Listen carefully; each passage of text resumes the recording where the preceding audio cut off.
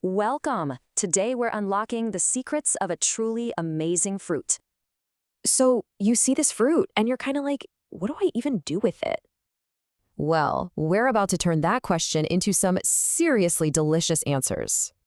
First up, let's see how you can easily make pomegranates part of your daily routine.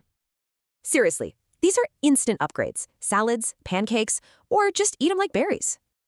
Okay, ready to level up? Let's get into some amazing recipes for salads and salsas.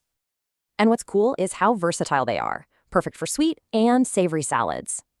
And get this, that jicama and green bean salad, it packs a whopping 17 grams of fiber. Or how about a super vibrant appetizer? This herbed pomegranate salsa is unforgettable. It's a super simple 3-step process for a salsa that's just bursting with flavor. All right, let's get even more creative and make our own pomegranate syrup. You'd be surprised how easy it is to make. It's the base for some incredible sauces.